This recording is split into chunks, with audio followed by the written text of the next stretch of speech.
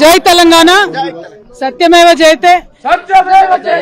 మేము ముందు నుండి ఏదైతే తెలంగాణ ప్రజలకు చెప్తూ వచ్చామో అదే విధంగా ఇవాళ కోర్టు కంప్లీట్ గా కేసును పక్కకు పెడుతూ అందరినీ కూడా మరి నిర్దోషులుగా విడుదల చేయడం అనేది సంపూర్ణంగా ఈ దేశంలో న్యాయ వ్యవస్థ పైన మేము పెట్టుకున్నటువంటి నమ్మకాన్ని మరి వమ్ము కాకుండా ఇవాళ న్యాయ వ్యవస్థ కాపాడిందని చెప్పి మేము నమ్ముతా ఉన్నాం.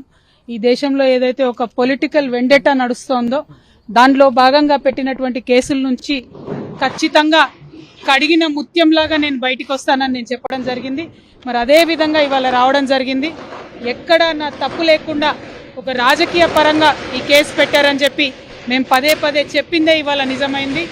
అదేవిధంగా ఈ కేసు పెట్టినటువంటి సందర్భంలో అనేక సార్లు ఢిల్లీకి వారి సొంత డబ్బులు ఖర్చు పెట్టుకొని మా తెలంగాణ జాగృతి నాయకులు, నన్ను అభిమానించేటటువంటి అన్నదమ్ములు, మిత్రులు అనేక మంది నాకు నా కుటుంబానికి అండగా నిలబడ్డారు. చాలా మంది పేద కార్యకర్తలు డబ్బులు పోగేసుకొని ఢిల్లీకి ఫ్లైట్ టికెట్లు పెట్టుకొని వచ్చినటువంటి వాళ్ళు ఎంతో మంది నాకు తెలుసు. ప్రతి హియరింగ్ కి వచ్చి నాకు ధైర్యాన్ని ఇచ్చిన వాళ్ళు ఎంతో మంది నాకు తెలుసు.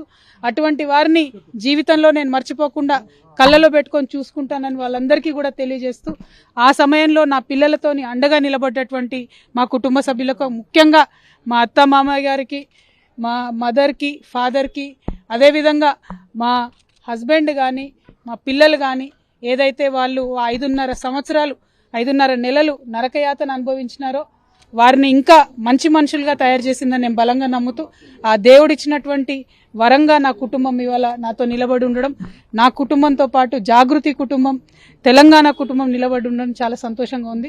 వారందరికీ కూడా ధన్యవాదాలు తెలియజేస్తాను.